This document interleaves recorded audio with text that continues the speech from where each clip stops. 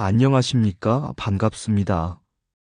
오늘 우리는 한 권의 낡은 필사본이 들려주는 긴 숨결을 따라 1500년의 시간을 거슬러 올라가 보려 합니다. 모래바람이 길이 되고 침묵이 예술이 된 곳, 실크로드의 관문 도낭, 그 깊은 석굴 속에서 한 스님의 발자취와 한 문명의 기억이 우연처럼 그러나 필연처럼 세상 밖으로 모습을 드러냈습니다. 해초 스님의 왕우천 축국전, 진리를 향한 구도의 길 위에서 기록된 이 글은 발견의 기쁨과 상실의 아픔을 동시에 품은 채 오늘 우리에게 묻고 있습니다. 과연 우리는 무엇을 지켜야 하고 무엇을 기억해야 하는가를 이 시간 불교의 숨결을 따라 도낭 막고굴과 그 속에 얽힌 이야기, 그리고 펠리오의 이름 너머에 남은 진리의 의미를 차분히 함께 살펴보고자 합니다. 지금 그 여정을 시작하겠습니다. 도낭의 겨울은 고요했다. 모래는 소리를 삼키고 막고굴의 벽은 천년의 숨을 붙들고 있었다. 그날 밤 동굴 한켠에서 작은 불씨가 흔들리고 있었다. 왕도사는 장작을 더 넣기 위해 낡은 종이를 찢어 불쏘시개로 던졌다. 글자가 새겨진 종이었다. 먹빛은 희미했지만 글은 아직 숨쉬고 있었다. 그 장면을 지켜보던 펠리오는 문득 손을 멈추게 했다. 그는 불교를 알지 못했고 해초라는 이름도 오천축이라는 세계도 몰랐다. 그러나 종이가 타들어가는 소리 속에서 지식이 아니라 시간이 타고 있음을 느꼈다. 이것은 무엇입니까? 왕도사는 웃으며 말했다. 평생 태워도 남을 만큼 많소. 걱정 마시오. 그 순간 펠리오는 깨닫지 못한 깨달음을 얻었다. 사람에게는 버릴 수 있는 것이 있고 역사에는 단 한 장도 대신할 수 없는 것이 있다는 사실을. 그렇게 구해진 한 조각의 기록이 해초 스님의 왕우천 축국전이었다. 그러나 불길은 이미 앞부분을 삼켜버린 뒤였다. 진리는 남았으되 길의 시작은 사라진 셈이었다. 불교에서는 말한다. 모든 것은 인연 따라 나타나고 인연 따라 사라진다고. 왕우천 축국전 또한 그러했다. 우연히 발견되었으나 우연으로만 지켜지지는 못했다. 오늘날 그 글은 유리 진열장 안에서 말없이 세월을 견디고 있다. 그리고 우리에게 묻는다. 지켜보는 눈만으로는 진리를 온전히 계승할 수 있는가? 소유하지 못한 기억은 과연 우리의 역사라 말할 수 있는가? 도낭의 모래는 여전히 흐르고 해초의 발걸음은 글자 사이에서 멈춰 있다. 그 일화는 한 탐험가의 발견담이 아니라 문화 앞에서 깨어 있어야 할 마음의 이야기로 지금도 조용히 이어지고 있다. 도낭, 불교 예술의 산실이 되다. 사막은 비워두는 법을 안다.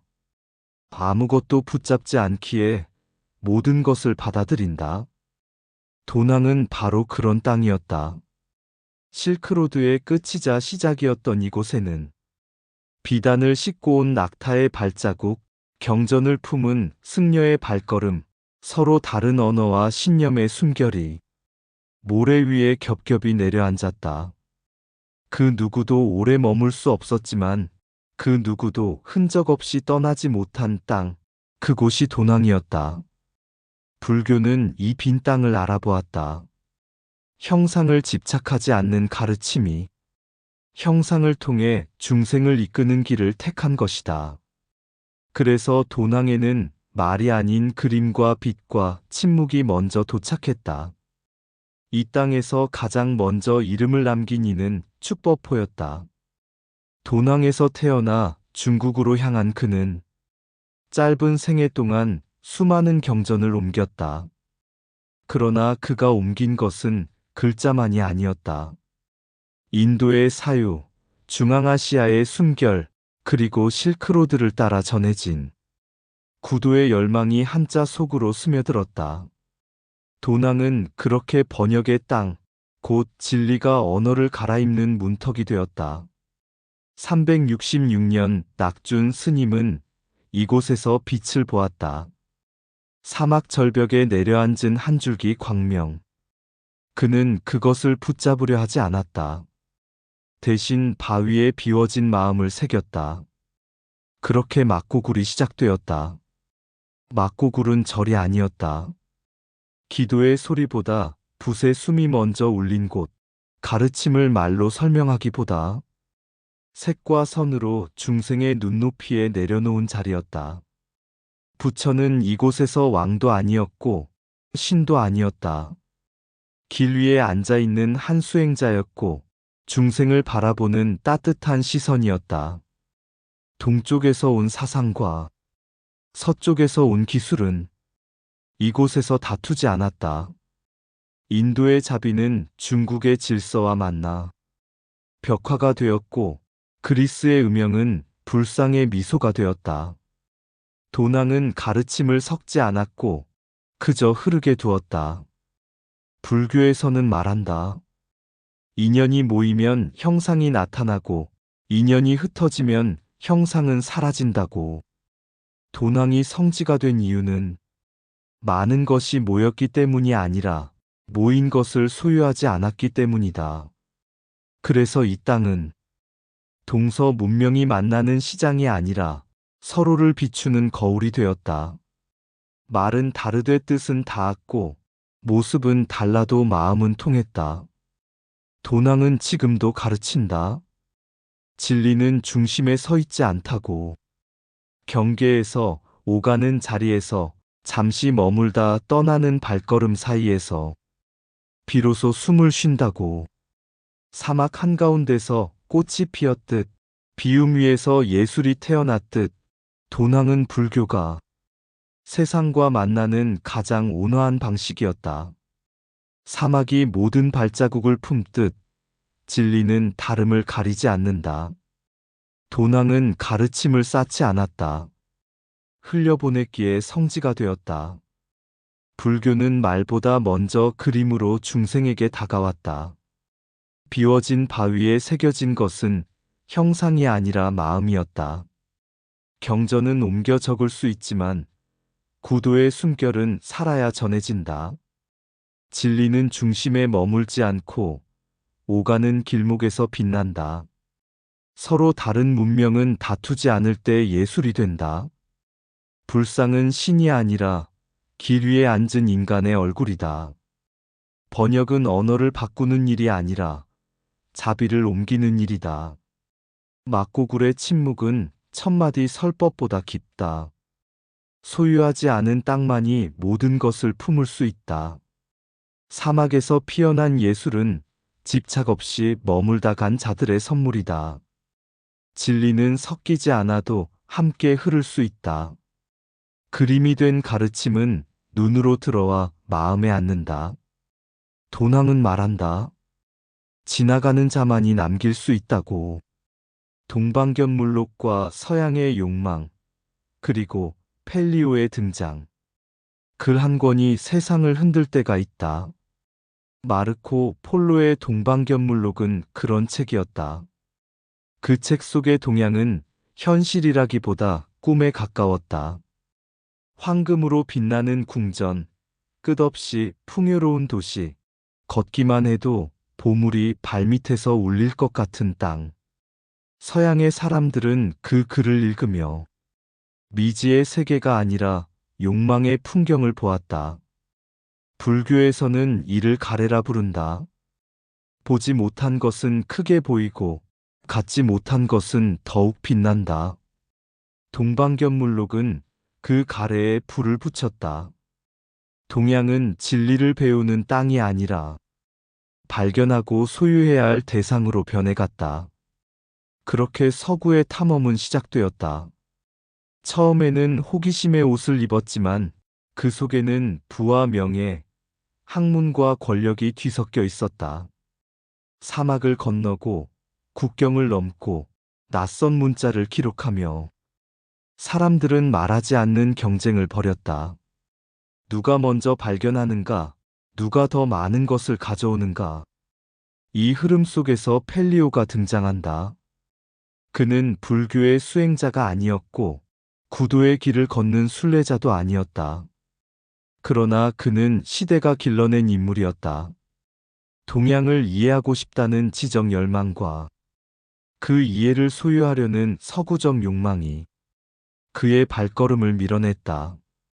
실크로드를 따라 동쪽으로 사막과 초원을 지나 그가 도달한 첫 번째 큰 문턱이 바로 도낭이었다. 불교에서는 말한다. 모든 만남은 인연이라고.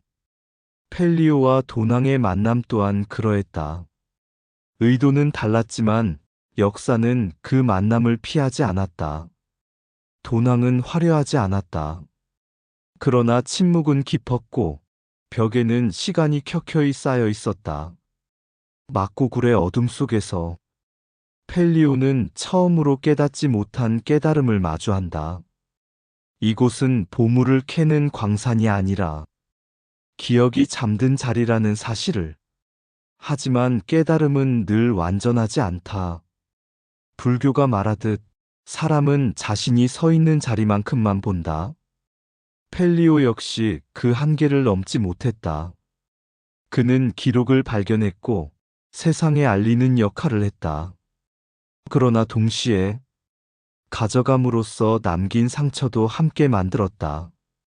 동방견물록이 불러낸 환상은 이제 막고굴의 현실 앞에서 다른 질문으로 바뀐다. 우리는 발견했는가 아니면 빼앗았는가? 알아보았는가 아니면 소유하려 했는가? 불교의 눈으로 보면 이 모든 것은 인연의 그물이다. 욕망이 있었기에 길이 열렸고 길이 열렸기에 기록은 세상에 나왔다. 그러나 욕망이 앞설 때 자비는 뒤처진다. 펠리오의 발자취는 한 사람의 행적이 아니라 한 시대의 마음을 비춘 그림자다. 동양을 향한 동경과 오해, 존중과 침범이 겹쳐진 흔적. 도낭은 오늘도 말없이 묻는다. 보았다고 해서 아는 것이 아니며 가졌다고 해서 지킨 것이 아니라고. 진리는 발견의 대상이 아니라 마주할 준비가 된 마음에만 조용히 드러난다고. 보지 못한 세계는 신비가 되고 탐하면 곧 욕망이 된다. 동방견물록은 길을 열었으나 마음까지 열어주지는 않았다. 진리를 향한 호기심과 소유하려는 욕망은 닮은 듯 전혀 다르다. 발견은 깨달음이 아니며 깨달음은 가져갈 수 없다. 서쪽에서 불어온 바람은 동양을 꿈꾸었으나 그 꿈은 가래의 색을 띠었다. 사람은 자신이 서 있는 자리만큼만 세상을 본다. 경전은 숨어 있어도 사라지지 않지만 자비는 깨어 있지 않으면 놓친다. 펠리오의 발걸음은 한 개인이 아니라 한 시대의 마음이었다. 사막을 건넌 것은 몸이었고 건너지 못한 것은 집착이었다. 진리는 광산이 아니라 마주 설 준비가 된 마음에 드러난다. 알게 되었다는 말 속에는 종종 갖고 싶다는 뜻이 숨는다. 욕망이 앞서면 이해는 늘 뒤늦게 도착한다. 기록을 세상에 내놓는 일과 역사를 온전히 지키는 일은 다르다. 길은 열렸으나 질문은 아직 남아있다. 우리는 보았는가 아니면 가져갔는가? 불교는 말한다. 진리는 발견되는 것이 아니라 집착이 멎을 때 보인다고. 해초의 기록, 찢겨진 역사와 남겨진 과제. 한 스님은 걷고 한 권의 기록은 남았다. 그러나 그 기록은 끝내 온전한 몸으로 돌아오지 못했다.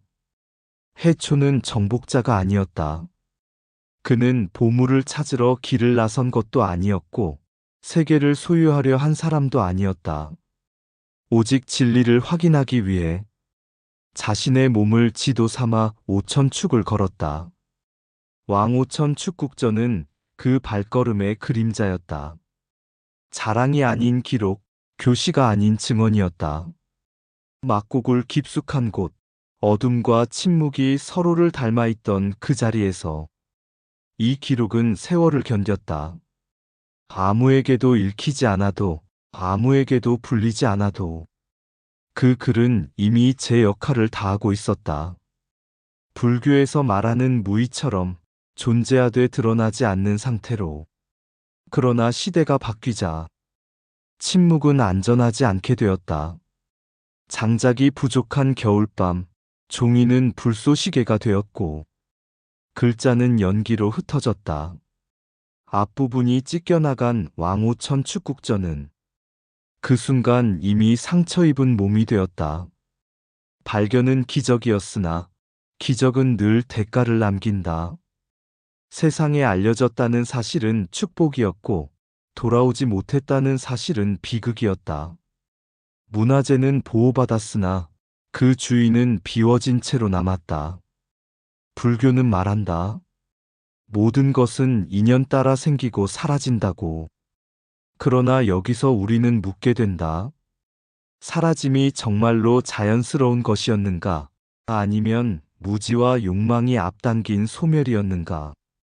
찢겨진 기록은 단지 종이의 손상이 아니었다. 그것은 기억의 단절이었고 역사가 스스로를 설명할 언어를 잃은 사건이었다. 분노는 그 지점에서 시작된다. 잃어버린 것보다 지키지 못했다는 자각에서. 오늘날 우리는 박물관의 유리 너머에서 해초의 글자를 바라본다. 안전하게 보존된 유물, 그러나 손 닿지 않는 역사. 그 앞에서 묻지 않을 수 없다. 보존과 주권은 왜 같은 자리에 서지 못했는가? 문화주권이란 되찾아오는 행위만을 뜻하지 않는다. 먼저 알아보는 눈, 지켜야 할 것을 가늠하는 감각, 그리고 타인의 욕망 앞에서 침묵하지 않는 태도다. 해초는 우리에게 아무것도 남기지 않으려 했을지 모른다. 그러나 우리는 그의 기록 앞에서 너무 많은 질문을 남기게 되었다. 이제 그 질문은 과제가 되었다. 다시는 찢기지 않게 하기 위해, 다시는 남의 진열장 속에서 우리의 기억을 찾지 않기 위해. 불교의 순결은 지금도 조용히 말한다. 지키지 않으면 사라지고 깨어있지 않으면 빼앗긴다고. 진리는 멀리 있지 않다. 역사를 대하는 우리의 태도 속에 이미 놓여 있다. 걷는 이는 흔적을 남기지 않으려 하나 진리는 글자가 되어 남는다. 왕5천 축국전은 기록이기 전에 수행의 그림자였다. 침묵 속에 머문 것은 보호였으나 무지는 방패가 되지 못했다.